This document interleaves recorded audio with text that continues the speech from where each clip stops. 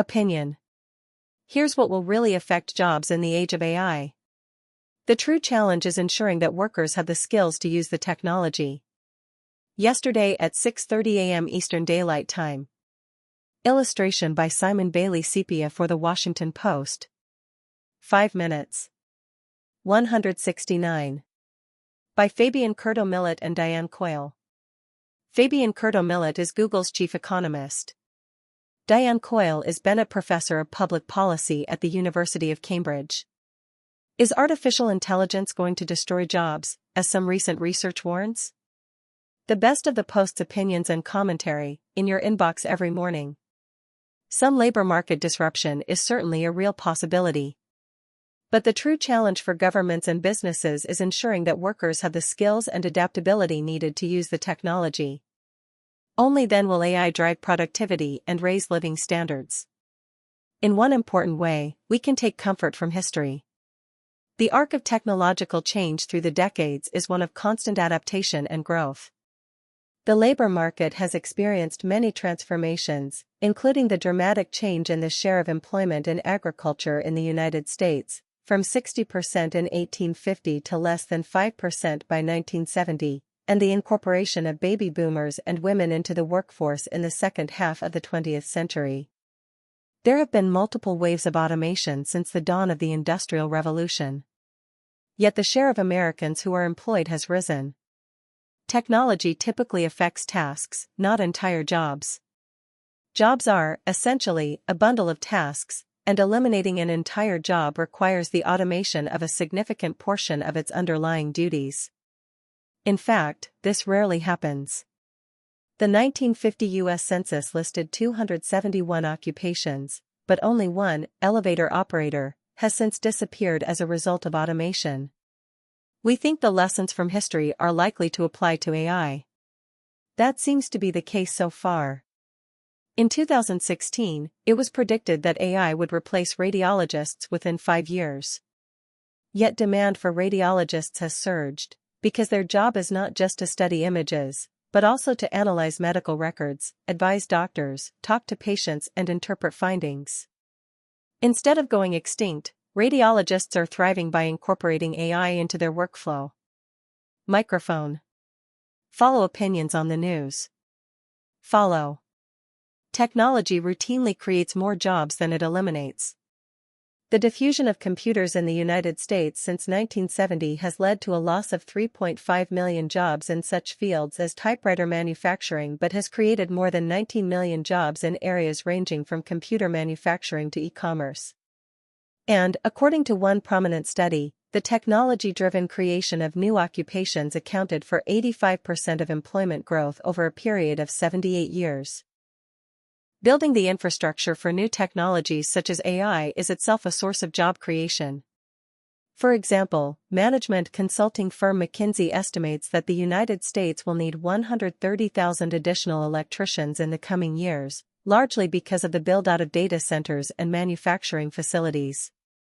This demand surge will also affect a range of other occupations, from welders to HVAC engineers. And we can only begin to imagine the other jobs that will flow from AI's integration into our economy, from those focused on building autonomous vehicles to positions specializing in robotics or the future of gaming. However, technology's impacts are distributed unevenly, so certain groups are likely to bear more of the transition costs. For example, when AT&T introduced automated switching in the 1920s, it was a major shock for telephone operators. Though overall employment was not reduced, some operators saw their wages go down or exited the labor force. This is where the key challenge lies now, and here the lessons of history are less encouraging. In many prior waves of technology, such as the automation that took place across manufacturing in the 1980s and 90s, support for workers needing to change how they worked or to find other occupations was inadequate. Many who were laid off were unable to find new jobs, and their communities still bear the scars. Policymakers should be thinking now about how to manage the transition better this time. The key is training workers to make the most of AI. Since most of our 2030 workforce is already employed, we should meet people where they are and provide opportunities to acquire new skills mid-career. There is economic evidence that appropriately designed reskilling support can be highly effective. The private sector has a major role to play in this area. Employer-led retraining efforts, including apprenticeships and on-the-job training, have scored successes in the past, as they tend to involve training in transferable skills most valued by employers and can reduce employment barriers for non-traditional workers in high-wage sectors. Workers' ability to demonstrate and document the acquisition of new AI skills will also be important. Initiatives such as the career certificates offered by Google's training program, Grow with Google, aim to help them do this. AI represents an extraordinary economic opportunity, and most signs point to labor markets continuing to thrive, especially in the face of the demographic reality that advanced economies are running out of workers rather than running out of work. Ensuring that this promise of economic advancement is shared by all requires deliberate action, not wishful thinking or defeatism. The future is not a forecasting exercise, it's a design challenge. As artificial intelligence becomes more capable and more deeply integrated into society, the real question is not whether AI will affect jobs, but how it will transform them. Many headlines predict mass unemployment, while others argue AI will create entirely new professions.